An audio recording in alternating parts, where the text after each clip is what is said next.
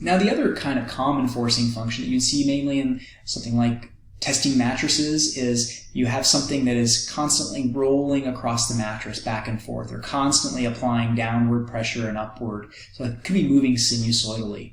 So we already know the homogeneous solution for this one, so I'll just go ahead and state that. Y sub h equals k1 e to the negative t plus k2 e to the negative 2t. Now the non-homogeneous has a, if we can recall from when we were solving non-homogeneous linear differential equations that were first order, whenever we had a sine or a cosine on there, our guess had to be of the form a sine 2t plus b cosine 2t. And the reason for that is this issue of this first derivative here, that if you let y equal sine of 2t, then its derivative will involve cosine of 2t, and its second derivative will be back to sine of 2t, negative. But notwithstanding, if a sine of 2t plus b cosine of 2t is used, then each of these gets a derivative, and so the sine becomes a cosine, the cosine becomes a sine, and it just sort of helps everything work out. So y prime is going to be 2a cosine 2t plus minus 2b cosine 2t, and its second derivative is going to be negative 4a sine 2t, and this one will be, this one should have become sine up here. So derivative of cosine is negative sine. And so the derivative of that will be negative 4b cosine of 2t. So plugging in our guess into the non-homogeneous differential equation, second order, which is this guy, we get y double prime is negative 4a sine 2t minus 4b cosine 2t plus 3y prime. So I'm just going to triple the coefficients on both of these, make it 6a cosine 2t minus 6b sine 2t. But that's going to get added to twice y, which is doubling the coefficients, will give me plus 2a sine of 2t plus 2b cosine of 2t. So that's just this last term here. And all of that has to equal cosine of 2t. All right, so let's think about this. We have cosine terms. So this cosine 2t plus this, that's not a cosine, it's a sine, plus this cosine of 2t plus this cosine of 2t has to add up to the coefficient of cosine 2t. Now that's a 1 right there, so I can say negative 4b plus 6a plus 2b has to equal 1. Now what about the sines? Well, there's no sine on the right-hand side, but I could write plus 0 sine of 2t. And so what that would enable me to do is to say all of the sines, their coefficients have to add up to 0. So I'll write negative 4a minus 6b plus 2a equals 0. Now I'm going to put this into Wolfram alphabet, but I'm just going to combine terms here. Negative 4b plus 2b is negative 2b, so I have 6a minus 2b equals 1. And negative 4a plus 2a is going to be negative 2a minus 6b equals 0. So solving this Wolfram alpha will give me those coefficients. I get a equals 3/20 and b equals negative 1/20. So let's think about what we just found. We just found the coefficients for our non-homogeneous solution. So we have a, so y particular equals a, which is 3/20 sine of 2t, minus b, or plus b, which is minus 1/2 cosine of 2t. Now that's our y particular.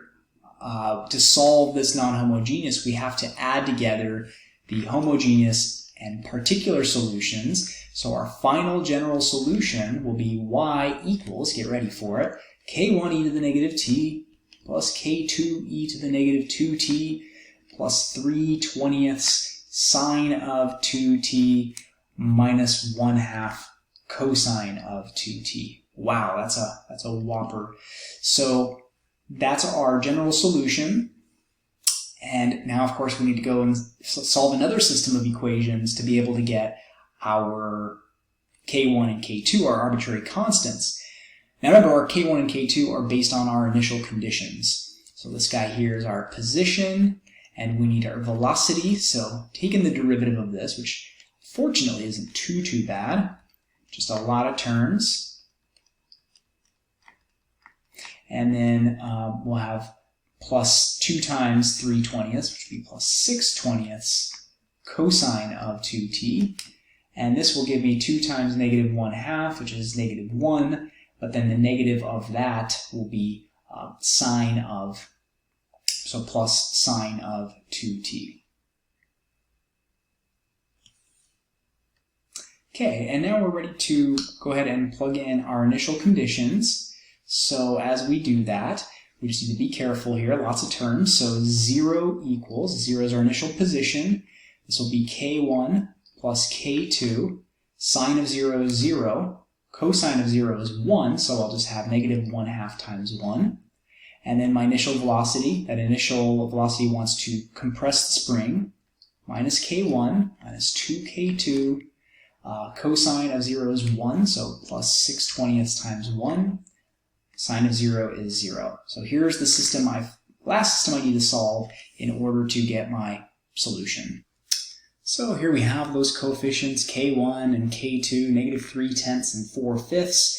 So I can say y equals negative 3/10, it's k1, e to the negative t, plus k2, which is 4/5, e to the negative 2t.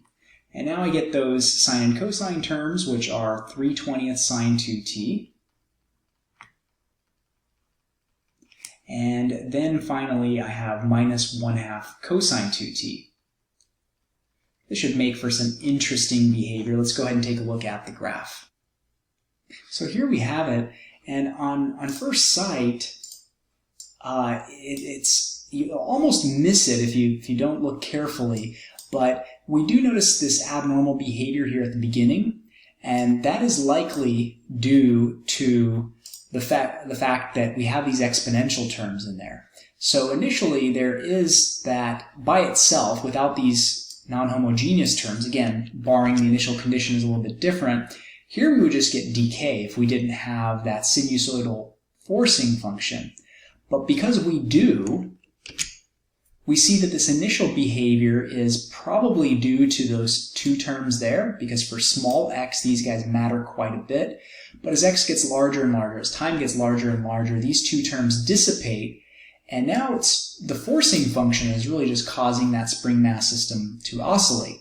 Again, think about this as an armature pushing up and down on that spring mass system. Even though there's damping forces, the fact that there's something pushing up and down on that mass is what's causing the mass to continue moving despite the damping coefficient.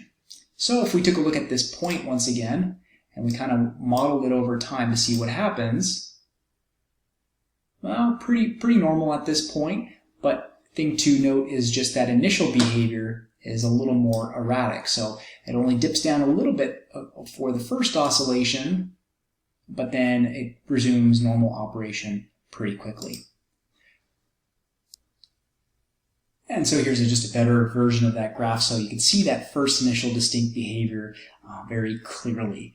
So hopefully there's a lot of intuition behind this as you're thinking about these things and reviewing what these forcing functions do. They're just applying an artificial force to that spring mass system, more generally called a harmonic oscillator. So this could be a swaying building, a vibrating bridge that cars are driving across. Anything that involves some sort of oscillation can be modeled by this situation. Of course, we're just looking at the spring mass system as just this contraption, but this applies to many different areas, including electrical circuits, where we can think about things like inductors and capacitors as contributing to this sort of oscillatory behavior.